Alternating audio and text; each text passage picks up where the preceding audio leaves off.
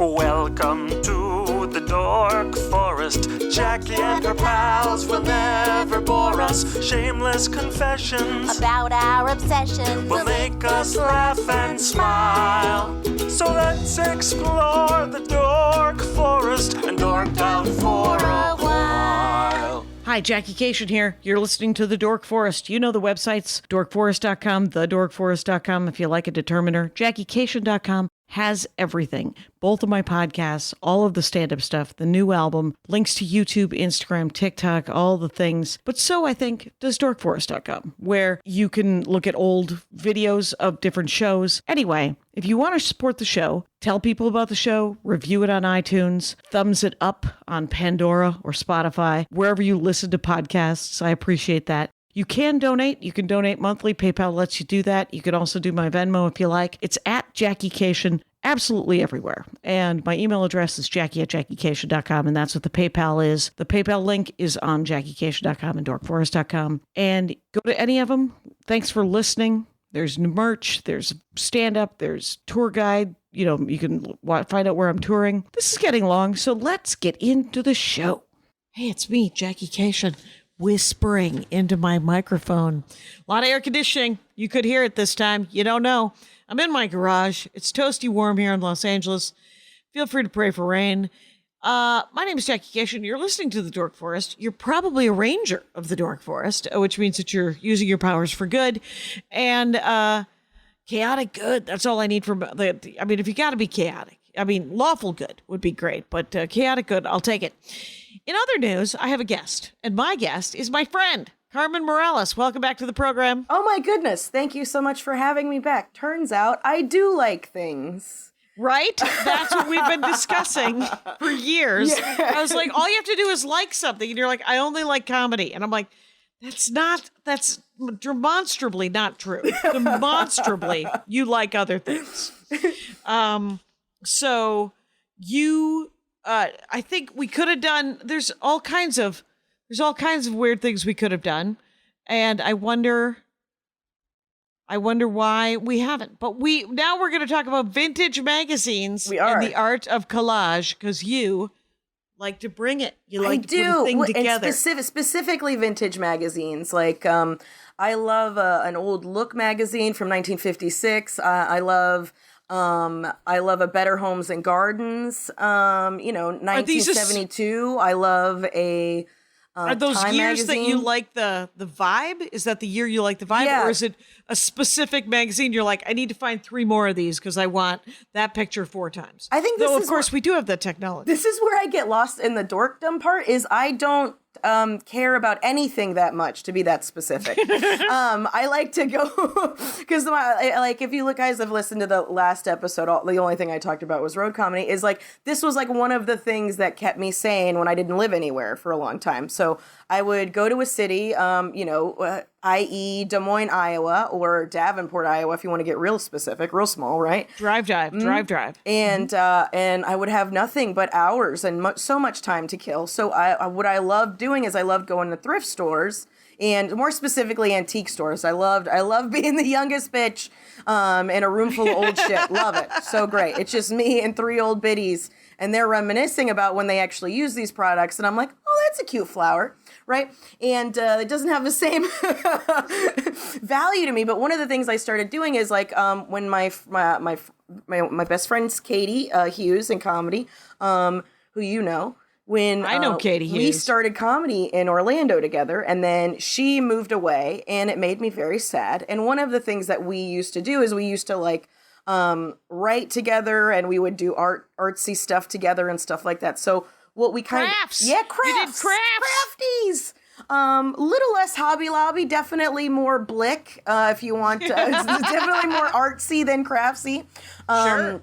There was a vision there, and one of the things that we did to like keep in touch is we had a art book, is what it's called, where I bought a big thick notebook, and we would mail it back to each other, back and forth to each other. So like, so for instance, like I would I'd just make these collages about, stuff that I was interested in. And this is kind of where this all started. This is the genesis of it. And so I would just collage with anything I found. This is a movie about friendship. This is a Essentially. friendship movie that's happening in the 21st century. That's Banana Land. That you're mailing back a book once, Yeah. and a new page, Well, it would be several pages because I would get in the zone. I would get in the zone. It would be several pages. But she was definitely she's way more of a writer than I am, so I was way more visual. But she would give me like writing prompts and stuff to do, and I'm like, great, homework, appreciate it, friend. And but the cool part is like then it was fun to see like where her head was at, like artistically, and where her mind was at and stuff. And then it started becoming a thing where wherever I would go, I would look for stuff. Like I would look for some sort of ephemera, either some kind of flyer or some kind of thing, and then just try to make it into something, just to kind of show off for each other, right? Right. But then it started getting more and more fine tuned. We both got busy. The book got passed a little bit less and less, so I ended up with it. So I just started. She ended up with it. So I just started my own because I was like, man, I really want to do that thing, but I don't have the book. So then I just started, I was always at a Barnes & Noble. Oh, you could always find me in a magazine section, right? Oh, right, because I have the biggest magazine rack in the whole wide world.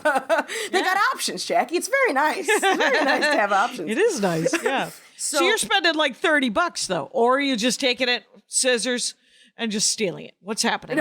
Well, you're buying it depended on how good I did on merch that week, She's lying. Yeah, I'm not admitting to a crime on a podcast. It's a dull joke. So, it started off with me. I would cut up art magazines and make art out of art. Like, so it was like very meta and eye rolly at myself. But as the longer I did it, the more it became a thing that I really. It turned into like a meditative almost to me. Then it started becoming very specific, the things that I liked, where I liked taking elements of modern things and then incorporating it with something like super old. Because I love the golden age that they talk about, right? But I love the aesthetic of it. I don't love the mentality, if that makes sense. Ideals are trash, but oh my God, the ads were beautiful. The ads were beautiful, and you're like, if you cut out the cigarette, these people are having the best picnic of their lives. Or the cigarette adds to the humor of something that I will put into it because now it's a baby smoking, and and then it's Paul Malls, Gerber baby, together. Exactly.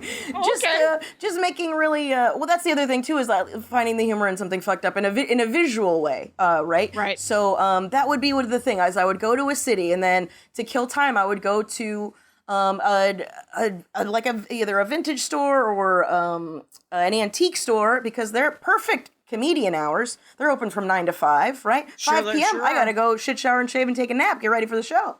So It's literally a perfect place for me to kill time. So I would, and it became one of the easier things to travel with was magazines. And then it just started, like, I started traveling with the kit of all the things that I would make. So I'd be traveling with all of my glue and scissors and all this other stuff. So now I'm good. now you have a pack. Mm-hmm. Yeah.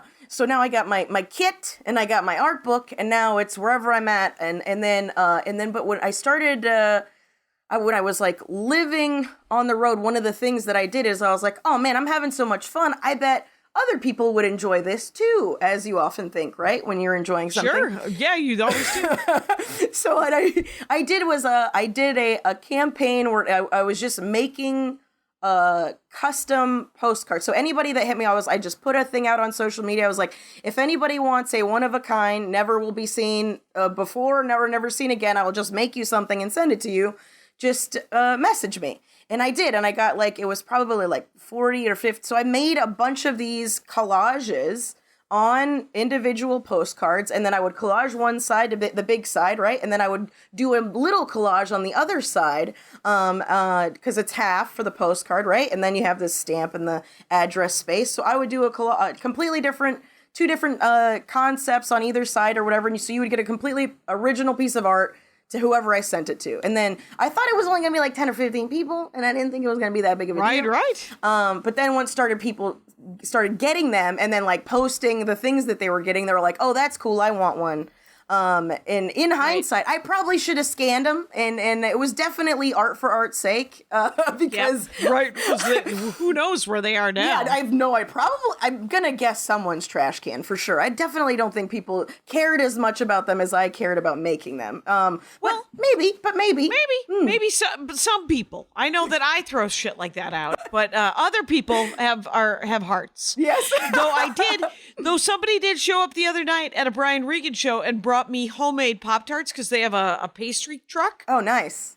And desserts to die for up in Ventura County, you guys. Anyway, she had hand painted this box of fake Pop-Tarts, that homemade Pop-Tarts. And so I look at it, I'm like, well, I don't want to throw away this cool sheet, like just markers. Yeah. But it looks really cool. And it would kind of go in my kitchen. I don't know why my voice got squeaky, but it's actually, I kind of want to figure out what to do with it. Right, yeah. I'll tell you what I did do with it. I ate the Pop-Tarts. Nice. It's interesting. Flavor? Can you tell me the flavor? Yeah, one was coffee cake. That was not distinct. It had cinnamon, I could tell.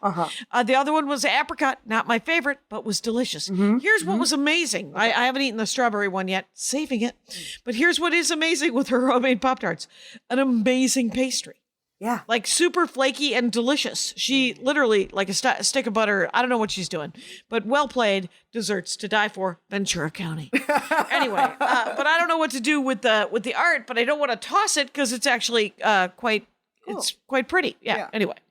So that was essentially what the goal was, is to make something cool enough that people would want to keep. And then, but I also, everybody's different when it comes to stuff like that. So, right. It just, the funny part of it was that it just started like evolving into something that I sometimes would need to do, as opposed to a thing that I would just do whenever I was bored as shit and was like neglecting something I had to do, you know? Right, right. Like you're like, I need to slow my brain down. Yeah, so. yeah. So look, tunes, like tiny amount of marijuana, and then my kid microdosing, you guys. If you go to microdose.com and put in the code Jackie Carmen Laurie. Morales. Oh, completely different podcast, completely promo code. different podcast. I don't even know if Jackie Laurie works enough, but it might. But if you go to microdose.com and try it, Jackie Laurie, you might get 24% off your first order. Yeah. Kilmartin loves them. She buys the gummy, she bites half of one, and she sleeps like a baby. Anyway, who knows how much the dose is, though. Anyway, so you essentially, tiny bit of marijuana. Tiny bit some of marijuana. Good music. Good tunes. What defines good tunes? What do you like musically? It would depend on my mood. When you're doing your art. That specifically, it would depend on my mood, but most likely jazz. Most likely jazz with no voice. Just a lot of tones. No lyrics. Yeah, so it's all riffing. It's all riffing, which my brain does anyways. But I'm not distracted by anything that anybody's got to say. So I just get to talk to me. That's awesome. That is awesome. I love that. We just get to talk it out, and because who would you rather argue with, anyways, right? At least we work it out at some point. But so it would be the whole thing. Is it would be if I had like. If I had to get up at 7 o'clock in the morning to do press or something like that, and then I couldn't go back to sleep and had several hours before I needed to be or do anything or before anybody else was up. It was a great time killer, and a time killer where I didn't feel like I was wasting my time, if that makes sense. Right. Because you are creating, It was creating, and it made me feel good. So it was both of those things where I was like, oh, I guess this is what ladies tell themselves when they go buy a bunch of shit and call it self-care, right? Retail therapy, yeah. Oh my God. When I go to the mall and I get a mall massage, I'm sure someone with fancy bodywork cred is not, I don't know if that's actually helping or not helping. I'm like, oh, it helped me. Yeah, close enough. Yeah, that'll do in self-care. It is. I'm the self-involved. Yeah, you're the self-involved, so it is definitely your self-care. Yeah, right, exactly. And that's the whole thing. So it turned into, and so I did. I would start making these art books, and then I would go. And I would, when I was living in Chicago, I would just leave. I would forget to pack it or something like that, and then I would start another one. While I was out, or if I didn't have any of the things, I would buy the entire kit, which is just glue, scissors, like all of the markers, whatever the hell I felt like, and then you have a sort of a spiral bound art paper level book? Is that what it is? I don't usually use spiral because I don't like when you rip it out. It's usually like a proper book, like just like if you imagine like a moleskin like a hard, kind of. hardcover, but all blank pages because I'm gonna. And how big? How big? We're talking 8.5 by 11. It varies. Okay. It varies on how big my thoughts are. Right? Isn't that the whole thing? Big notebook, big thoughts. Small notebook, small thoughts. Sometimes I feel like making detail oriented. Yeah.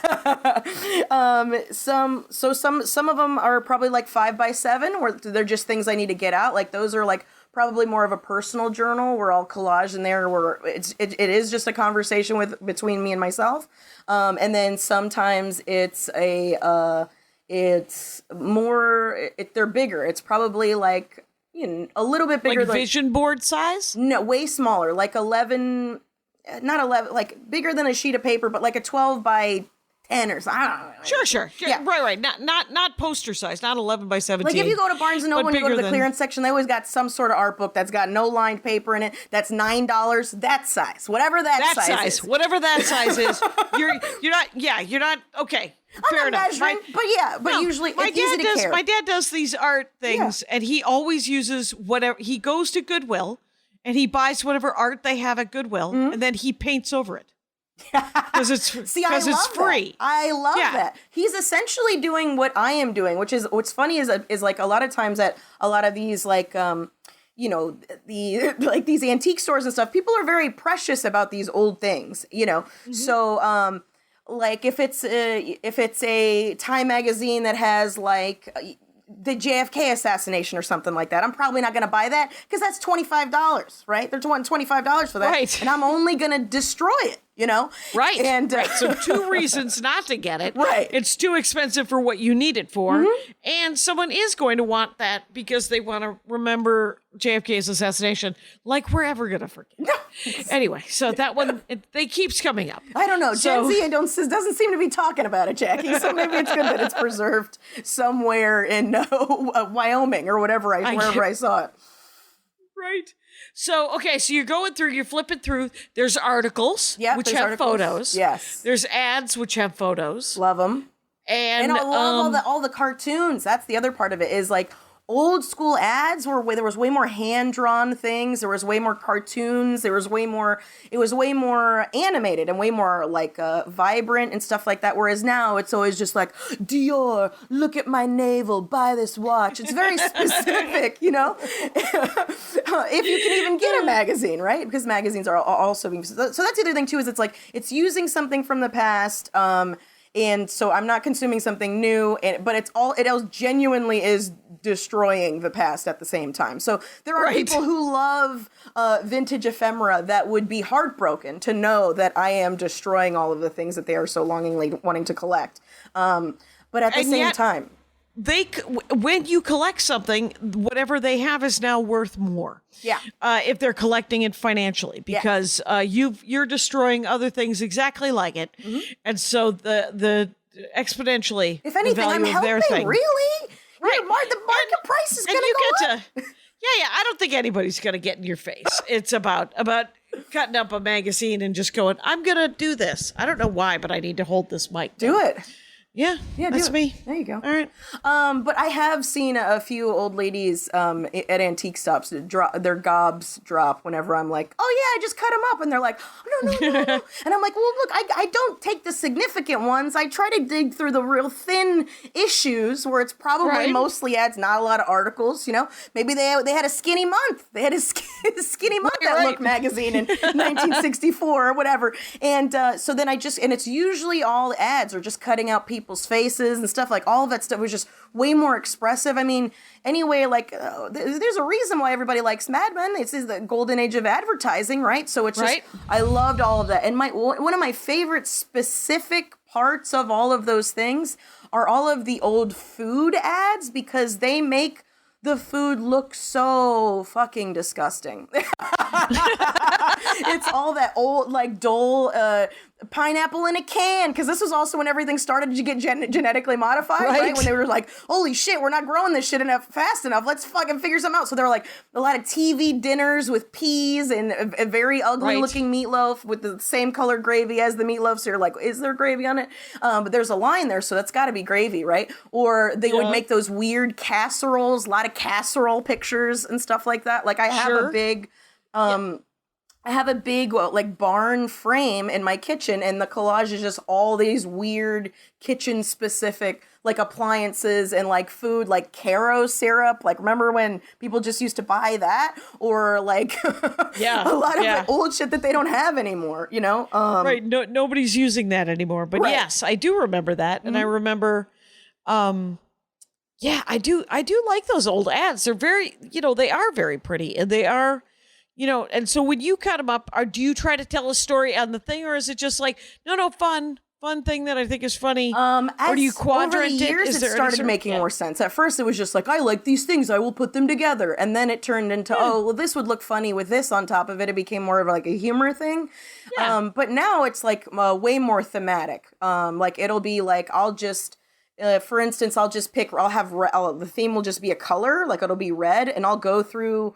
5 or 6 different magazines and just cut out every tiny little piece of red that I see and put it all together and then make something like that, like, make it monochromatic. That's neat. Or, or I'll cut out a lady and then she'll look terrified, but I'll have her surrounded by flowers and then give her a thought bubble. And then the thought bubble is whatever the psycho thing I'm thinking at the moment, it's a lot of projection. It's a lot of projection. But it's super duper fun. And like, I didn't realize how much I gave a shit about it. Like, cause that's the other thing too, is that's always why I don't think I'm a dork about anything, is cause I don't ever feel like I need that other than stand up. It's the only thing that's ever made me like, I need to do that. Which I guess means actually just less addictive personality and more, what is it? When you just like the one thing? Just like the one thing, yeah. You just like the one thing? Just the one thing. I don't know. I don't need to do it, but I want to. But stand-up is like that. But then this, because like it turned into a thing where I didn't realize that I liked it that much. Because once I stopped doing it for a while, and then I would just get bummed out. I would just get super duper bummed out, and I'd not know why. And I'm sure there's a myriad of reasons, but then it would be like I would just find something to cut up and start doing it, and I was like, I feel better. I think I just learned that I really, really, really like this. Right. And it's so. Do you try to get more than one when you're sitting there with your glue stick and your scissors, or is it just one at a, you're like, I bought this one, I'm gonna try to cannibalize. I'm gonna try to get as much out of this as possible. No, or do it's definitely I get a stack because that's the whole thing. Is I'll go while I'm on the road, especially if I'm moving around a lot and I don't have a lot of time to really set up shop. You're moving around a lot. Yeah. You're like, they're called one-nighters. Yes, exactly. Especially when I was doing a lot of one-nighters. And so I would go to these places and like grab a magazine. This one's only like $4. It's not even that tore up. I'll take a couple of those and this one's $10, but I really like the imagery on the inside. They had like some real fun like Woman's Day magazines that were in the 50s. That one was like, don't kill yourself, you'll get a husband one day. Like a lot of those. Some of those I would read the articles for just for the lunacy of it and to see how far we've come, Jackie, just to remind myself. Right. And just go, it isn't as bad as it does seem, because it did used to be worse. Yes. So what about, do you ever just put something together and then just randomly mail it off to Katie? I haven't in a while, but I absolutely have. Yeah. That's awesome. I absolutely have. The other one is like over the pandemic at some point, I did the postcard thing again. I started sending out postcards, individualized. A few of those I actually scanned, so I can show you some of those if you would like to see them. I would like to see them. What I would like is because when usually I ask for a picture of yourself that you enjoy. Okay. And then we do an inset picture of whatever we're talking about. Let's do something nice for one of those. Okay. By the way, I never introduced except for your name. Hi. Carmen Morales, by the way. Stand-up comic. You've heard her on the show before, but it's at The Funny Carmen. That's me. Carmen. You have a HBO HBO special. It's called Special. Entrenos on HBOMAX. You can stream it right now. It's Right now. Entrenos, Carmen, and Alfred. It's me and Alfred Robles. Got a little special and little special, little bringing it. HBO Max and watch that because it's all with the funny. It is. And then you are going to be in Colorado. I am. The early November, right? November 4, 5, I will be at the Comedy Fort in Fort Collins, and then at the Beer Garden in Boulder on Sunday. And then the week after, I will be at the Laughing Tap in Milwaukee. And Wisconsin. the week after that, I will be in Montana. For some reason, I said yes to that. And then in December, I'll be in Tampa at the Side Splitters. I think that's about it. Side Splitters still open. Good for them. Good for them. Plug it along. Now with a second location. Now with a second location. Please go see Carmen Morales do stand-up comedy. Now, how long do you usually sit and do this for? Like, can it be as little as 15 minutes? Yeah, sometimes it is that. Especially recently, it's just been like a few minutes. Like especially once it turns into like a production because I got to have my setup. I want to have all the space. I got to have a little trash can for all the little snippy snips I cut off. I got to pull in a little trash can right there. That's it. You're not a monster. Yeah, I got to have all my different kinds of glue, right? Because it's not always just a glue stick, right?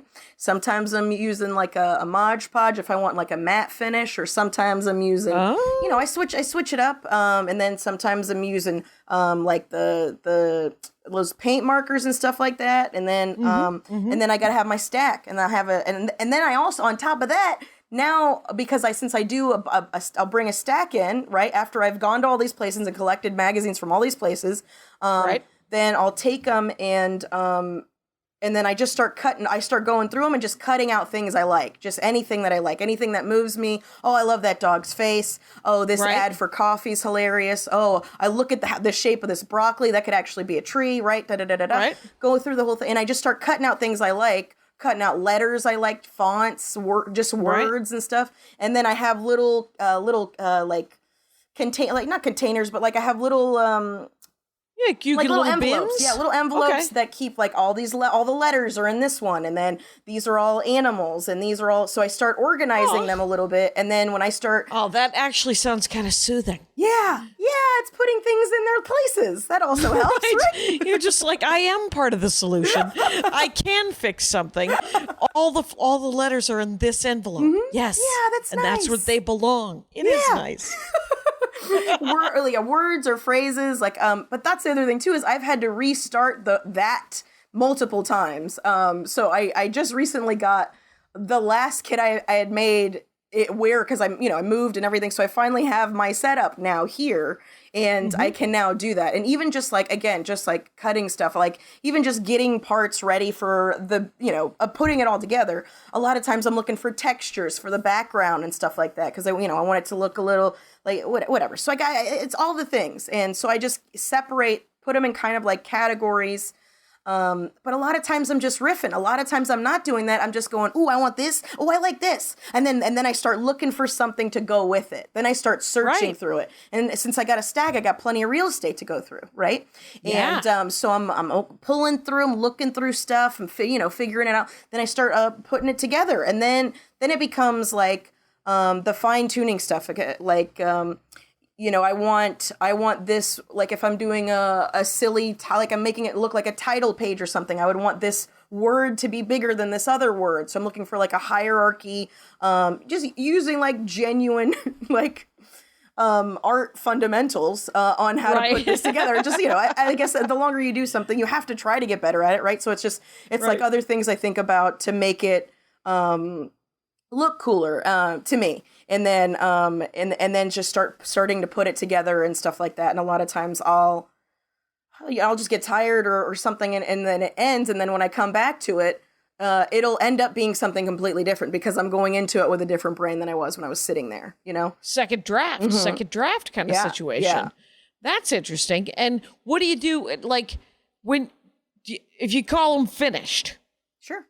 What do you do? Do you have a bin? Like you're your own grandmother? Are you keeping them? What do you?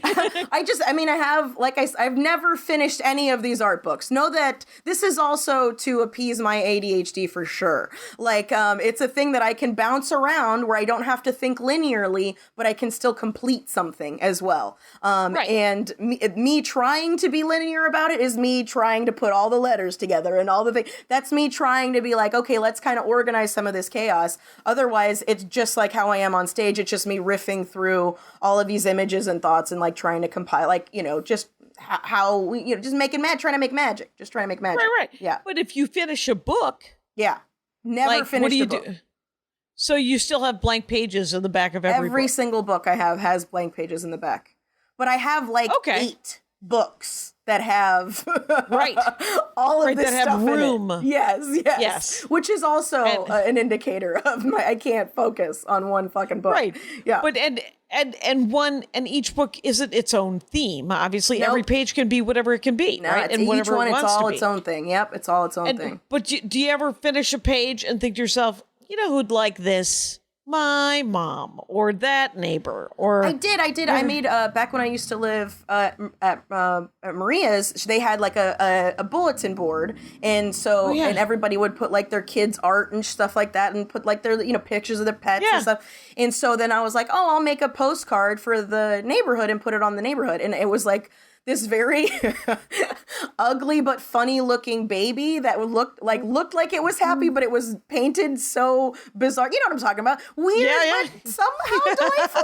I cut her head out and made like a bunch of flowers around it, and I was like, "Welcome to the neighborhood." And I found "Welcome to the Neighborhood" and collaged that all together around it and put that in the thing. But yeah, there was also a point over. I mean, that was part of the postcard thing. Like whenever I just want to give it to someone or a buddy of mine was having like a real rough go over the pandemic, was getting real depressed. So I made him one on Canvas, and I just sent it to him and sent him the collage that I made on Canvas, and he was just like, "Oh my God, that's so out of that's nowhere." Super sweet, just thoughtful. I mean, it's just a great. Like I have a friend that I exchange. She writes actual postcards, and I've kept several of them because I don't know where she got them. Yeah. But they're usually like when she goes to stores and there's sometimes a postcard rack, she'll buy postcards. Oh yeah. And then I also compulsively do that too. Same thing, magazines and vintage postcards, because a lot of times what I'll do is I'll just collage on the one side where you would write everything, and instead of writing everything, I would just collage everything and say all the words in these tiny little letters and use tweezers and glue them all together and like a psychopath, right? Like a ransom note. I would send ransom postcards. But they were so delightful though. Nothing threatening. Just may this just find fun. You well. Yeah. Just hilarious. The art on it is funny. Yeah. That's the funny part. But I love finding specific vintage postcards of places I was actually in. That was like another phase in like this evolution of what the art book thing has become. Is like there was a point in the middle where I was like, oh, I'm in Harrisburg, Pennsylvania. No one would ever want to go here, right? And I would find an antique store and I'd be like, do you have anything that's specific? Or like even if I was adjacent, like if I was somewhere in Maryland or something like that, and you dig through all of their old postcards, and they for some reason would have some small ass town that I was performing in, a Paducah, Kentucky or whatever, and I would buy a postcard, which was usually a very boring postcard one. It would be like a hotel from the 1950s. That's just like, look, it's got a pool. Isn't that cool? Remember when that was the big draw, Jackie? A pool? That was a sale. It was a sale. And so then I would buy those and either collage those, or a lot of times those I would draw on and stuff like that. Or do a combination of both things, and then just send those to either like my mom or Katie or my sister. That was like a big thing me and my sister used to do.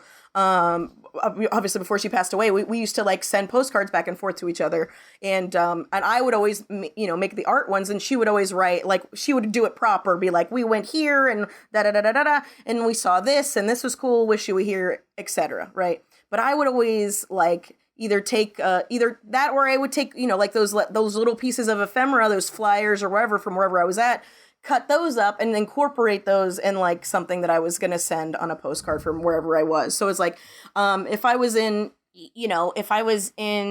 Madison, Wisconsin, and they had a really cool, like one of my favorites, specifically a vintage postcards styles, is the greetings from or the welcome to, right? The big signs, and then every letter is like, in Florida, it would be like there's oranges on the F, and then there's a beach on the L, and there's like all these little. It's a cutout, and inside there's a palm tree or there's a flamingo or some damn thing on the inside of the block letters. Yeah. Okay. So there was a very big time where it was very vintage postcard heavy. Before I started realizing, I got way more real estate to work with if I'm working with the magazines. Way more options, more resources, et cetera, et cetera. But yeah, then I started incorporating those in there. Like when if a friend of mine lives in DC, and then I found this vintage postcard of the cherry blossoms. I would cut out the cherry blossoms and incorporate that some way, and like then make the cherry blossom like a woman's hair as well, and then make a face out of the so then it all becomes like a thing that would all get incorporated with. But that's awesome. Yeah, so I like the vintage postcard thing was a very big part of it as well, because I used to send those and just deconstruct those as well, which is also a thing. That's another funny one. As just as much as the magazines, as they would have, just because everybody used to send mail more, it was one of the only ways to communicate, unless you had big money and could make phone calls like that. You would there would be so many weird, like, the art is creepy, and it would super be like specific. Yes. Like there's South Milwaukee, Wisconsin postcards that don't make it's the post office. Yeah. Like, it would be a picture. It would be a drawing of a post office, and then it would be like, there's this is the post office in South Milwaukee, Wisconsin. Yeah. When I was when you do the Laughing Tap, you might want to drive to South Milwaukee. Yeah. There is a though I don't think there are any postcards, but the strip mining factory that everybody worked at. Not my family, but everybody else. My dad sold the tin pan, the tins to the gold miners. But there's a museum, just one floor, one big room of the history of the strip mining company, Bucyrus Erie, and you go around and they have so much crap. Oh yeah, that you're like, I know. And I got one from the mayor of South Milwaukee one time, and they sell them at the gift shop at the Bucyrus Erie Museum, which is an ornament with a picture of the lagoon in South Milwaukee. And the lagoon, when I was a child, back in the 12th century, there you could go ice skating, and there was a log cabin that sold really shitty powdered cocoa for like 75 cents. Hell yeah. And they didn't keep it up. Right? Sure. Right. So that was the 70s. And then in the 80s, the 90s, the 2000s, the 2010s, it's just a big mud patch now. And and they're like, save the lagoon, like it's Back to the Future. And nobody has $1 billion to do that. Right. But it would be nice to have a nice lagoon. Sure. And with an ice skating rink where people would go and it wasn't such a dirtbag, kind of. Yeah, because it's mostly a suburb now. It used to be its own little. It's still its own town, but it's mostly a suburb because it's bled off. It's an hour 15 from Chicago. Yep, and it's 35 minutes from Milwaukee. So it's you can live there for $100,000. Yeah, that's nice. And live like you can live like a king for $500,000. Yeah. In a vehicle, in a house rather. But but I'm gonna tell this story because it's on my phone. I have an app, you guys, an app, and it is just one app. I feel like you should have more than one, Jackie. You would think I would, but I just got the one app, and it's called My Post, I believe, and it's you can make postcards out of photos on your phone. Oh, nice, yeah, and they have and you can get any kind of like they have different frames, right? Like happy birthday, and then it's a picture of you and the person you're sending, and so my friend who sent me the hand-picked, beautifully curated vintage postcards or weird-ass postcards would then get back from me a picture of an iced coffee that I bought over at over at Disneyland. And that had at Disneyland in the Star Wars land, they sell an iced coffee that has a giant block of cream cheese on top and then Cocoa Puffs. Oh, wow. And it sounds disgusting. Oh, it's delicious. Yeah, I believe it is it. ridiculously. I mean, and it's of course $6, but and it does look like you bought it on Tatooine. So it's a win all around, quite honestly. But she just sent me a postcard back. She sends me physical postcards that she has beautifully just signed and she's picked it. And I'm like, tappity tap tap. Remember when you hung upside down in college? And here's a picture of that. So yeah, I feel like she's doing that. I think you're sending that to be nice, which is very very nice. And I think she genuinely likes that she's doing that. It's a lateral thing. Yeah, for sure. Yeah, it's definitely a lateral sort of thing of the same kind. Yeah. But I like that she enjoys going to these places and cutting stuff up and actually finding a postcard that is weird and fun. I have a bunch of I've gotten a bunch of like vintage postcards from Florida as well, just because I'm from there originally. So I like to see how it was drawn. It's almost like looking at old pictures of how people how things were. And I think that's what the other reason why I kind of like these magazines and stuff like that is it is kind of like just thumbing through time capsules. Remember when time capsules were a thing? Remember when people were worried about the year 2000, so they just buried a bunch of things they liked in the dirt?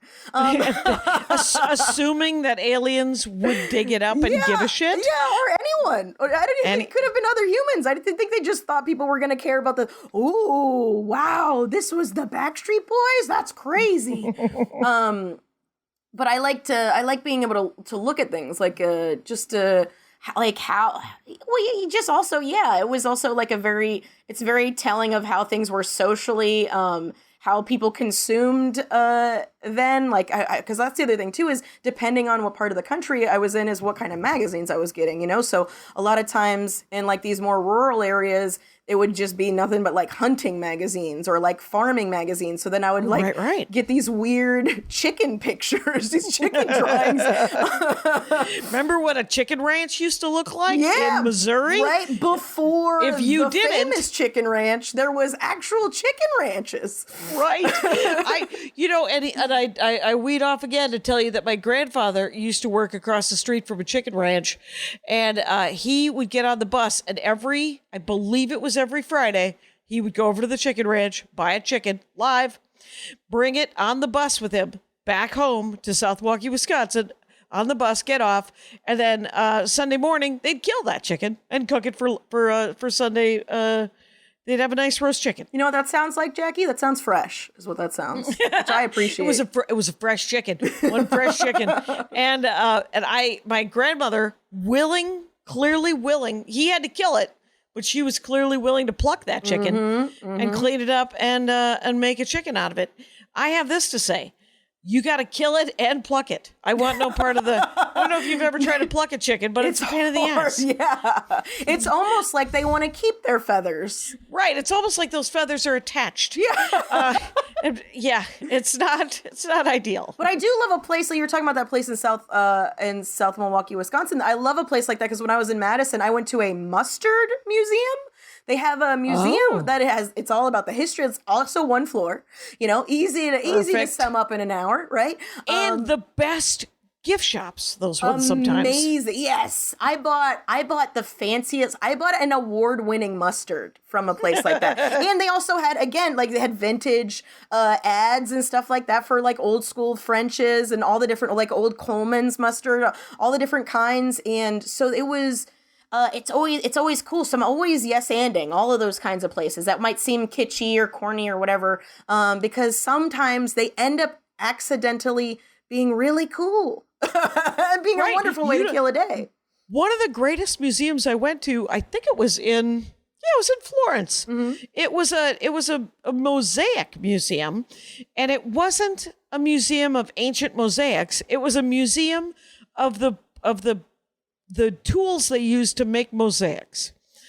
And so it was It's a tool museum? It was a tool museum. Come see the tools of all ages. Right. So make a ceramic picture. Paint, fire. Now you have that. And now cut it into pieces. So you've made a jigsaw puzzle and then put it back together with grommet or grout, not grommet, grout. Don't, that'd be weird. And then grout it back together. And it was genuinely, not that I didn't enjoy the Uffizi. I'm just saying that the David was great, but I really did like the weird mosaic museum. And also I was in Chicago and they had a weird museum as I was just wandering the streets of Chicago. It was a museum called, it was like the museum of writer. It was a writing museum. And so I went upstairs. I was like, what the hell does this mean? Vague on purpose. Oh. It was a typewriter museum. Oh, okay. It was styluses, pens, typewriters, computers, keyboards. It was a trip, man. Wow. I was on board. Yeah. Talk about a dork forest. Seriously, well, the things like that you don't ever think you would be interested in until you go to that weird place. It was the same thing like, again, over by where I used to live, there's the Bunny Museum. And what is it? It is exactly what you think. By Maria's house, there is a place called the Bunny Museum, and inside of it, there is nothing but fucking bunnies. Not live ones, stuffed ones, painted ones. There is a live bunny that lives... Taxidermy? They got taxidermy bunnies. Bunnies but they of also every have kind. just like plushies. Yep, huge metal ones, huge metal sculptures of bunnies. It's just every bunny kind, any bunny anywhere you could put a fucking bunny, they got it in this place, right? They have a Bugs Bunny section. You know, they got they sell Peeps. They got they go famous bunnies. Yeah, they got famous bunnies too. They got all different kinds of bunnies. They got old bunnies from like the 50s and 60s, like just plush, like old plushies of bunnies, like all of them. I did a dork forest many years ago and Dana Gould hooked me up with it because it's a guy he knows who has turned his garage here in Van Nuys, California, into a Planet of the Apes museum. It is not open to the public. Yeah. But guess what this guy owns? Everything. Yeah. He owns the lawgiver. He owns the statue of Roddy McDowell as that was put later as Cornelius. He has costumes. He has weapons. He has props. All the props. So many props. Right. He's got posters. He's got original posters and stuff. And it was fascinating. He also has a famous artist who wasn't famous at the time. He wanted a painting of Dr. Zayas at a dive bar. And so Classic. It is a weird dive bar of just a bunch of those, I think they were like silverback gorillas or whatever, who were sort of the thugs of the Planet of the Apes universe, sitting at a bar playing poker or something. And then Dr. Zayas over at the bar having a beverage. And it's a famous, I can't remember the name of the artist, which is maddening. But if you listen to this and want me to look it up, please tweet at me at Jackie Cation or Jackie at Jackie Cation me. Also, and I will fucking find if any of your listeners have any vintage magazines, I'm talking probably like anywhere from like 1912 to like 1975 is usually my cutoff. I'll take them. Right, that you don't want, that you have dupes of or any of that. Do you ever go on the internet and then just look up old images and color print them? No, never. It's always tangible. You like media. the tactile? I like the tactile. This is gonna sound weird, but I also like the old smell of them. Like they smell like they've been in a garage for a long time, or there's like a weird like ink smell to them. You ever get that? Sometimes you get that ink on your hands. You do with newspapers and stuff. Newspapers. Yeah. Usually, I'm going for bigger kinds of magazines. So like. They should have the money. Glossies. Yeah, they should have the money. Where even if it's not it shouldn't be coming off on your fingers. But definitely like some farm almanacs or something like that I've bought. It's definitely some transference of ink for sure. You said boughten. I use boughten. Boughten. I want this to happen. I want you to make a thing, and then I want you to love it so much you've decided to shellac it. Oh, okay. Or what's the modern shellacking? No, I think I think you still shellac. Yeah. You could also just what do you do with your driver's license? It's been laminated. Laminate? Yeah, you could just get it laminated. They don't laminate them anymore, but I get it. You want it to be more permanent. I got my COVID vax card laminated, and then I lost it. Nice. But it doesn't matter because it's in my Apple Wallet. Ooh. Anyway, don't need it. Don't need a hard copy, Jackie. Nobody's that's the papers. other thing too. Is like I like still using that, like because there is something about using a dying media that is enjoyable to me. So then it's like, it doesn't just go to waste. I get to make something fun that I enjoy with it. Right. But to go back to what we were talking about, like having a mustard museum or a bunny museum or that guy's house, that's like, there isn't anything other than stand-up comedy that I like that much.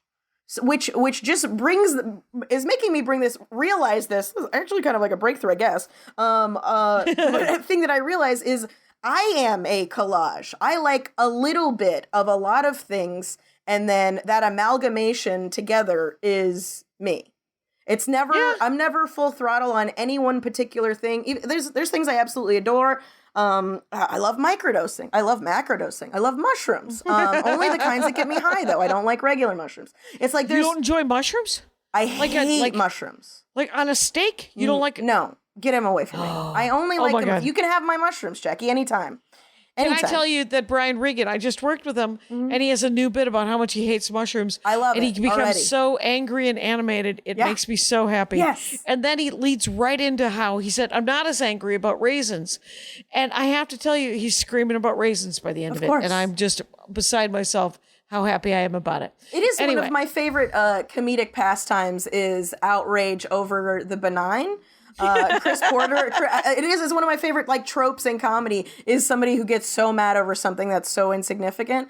Just because the juxtaposition of those two things, it's always very fun and silly. Like Chris Porter has a joke about ketchup. He's just like I guess a purist when it comes to ketchup. Like he doesn't like any other kind besides Heinz, the original in a glass classic in a glass bottle. Ketchup, you know? Wow. Hunt's is trash. All the every other, the fancy ones, even the ones, the cool Organic. ones, you can put a curry in it. He's like, get it. It's all fucking bullshit. I just want to. He's not looking for an aioli. All right. I love an aioli. That's the thing. I like to mix everything together. That's my whole thing. I just realized this about me.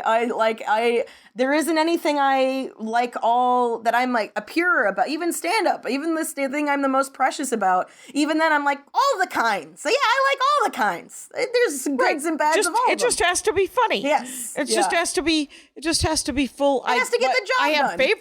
I have favorite kinds. Yes. I totally have favorite kinds of stand-up comedy. But there are many kinds of comedy that I enjoy that I wouldn't have thought that I would have enjoyed. Yep. And as I learn about those other kinds, I'm like, interesting. Yeah. The art books, it's also started, the collaging part of it has started evolving into like stickers now. Like I've started doing that where I'll take a piece of furniture and I cover the piece of furniture with it. Like I have a desk chair that's nothing but stickers from all the different places that I've been.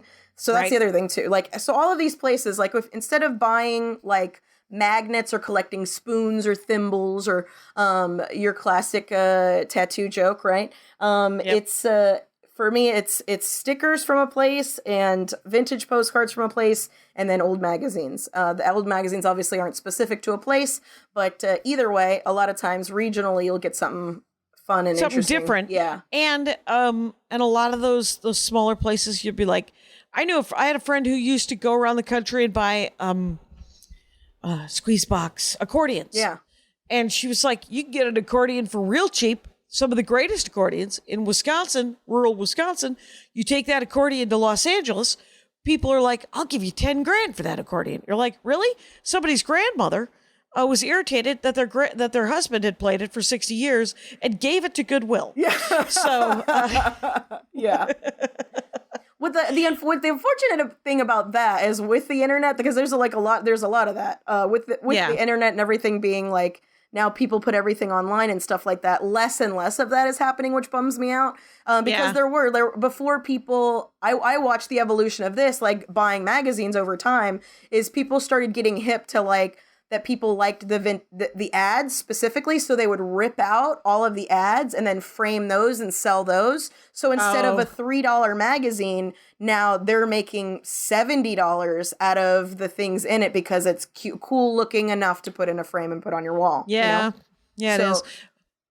Ultimately, at the end of the day, I could still probably sell a lot because, like, for instance, but there's some of them that I'm pretty precious about. Like, I have a Seagram's, or no, is it like a Seagram's 7 and 7-Up ad that has Johnny Carson on it with like a painted Saint Bernard sitting next to him? Like, oh my gosh, so adorable! It's an adorable ad, right? And it hits all of my buttons. I know, so specific. But I will have it hanging over my bar cart whenever my bar cart gets here. You know what I'm saying? Like, it's very it's perfect. But so there is plenty of those types of things that I've collected that I think over time people would be interested in having. But that's the other thing too, is like, keeping those things from fading and shit like that is just so difficult. That's the other reason why it's like, at least they live longer under this, all of this shellacking that I'm doing with this glue and Mod Podge and whatever else.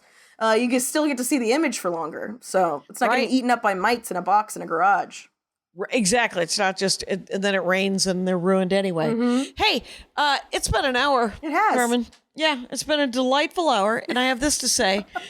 Carmen Morales is a great comic, and you should see her do the stand-up comedy with the Badit live and in person. She's going to be in Colorado. She's going to be in Milwaukee. She's going to be in Tampa. Go probably to CarmenMorales.com. Yeah. Is that where you have a tour page? Yeah, it is. There is a page there with all the stuff and the dates and all that. It isn't thefunnycarmen.com? No. That also will go to CarmenMorales.com. I have both. They both go to the same thing. But yeah, there you go. Carmen Morales. Yeah, and at The Funny Carmen, if you want to do a sort of a play-by-play kind of thing. Because that's the Twitter and the Instagram and all the things. Mm-hmm. And the Tiki-Talks and the whatnots. And the Tiki-Talks and all that. Thank you so much for doing the Dork Forest, Carmen Morales. Thank you so much, Jackie Cation, for being patient enough with me to realize I do like things enough to do a second episode. And Rangers, you know the rules out there. Take care of each other. My hat, my hat, my hat. They're dancing around my hat, my hat, my hat, my hat. Well, what do you think of that? If it looks like a Mexican hat dance and it sounds like a Mexican hat dance, it's most likely a Mexican hat dance. So take off your hat and let's dance. Yay! Oh my God. Why don't we just call that as the end of the show?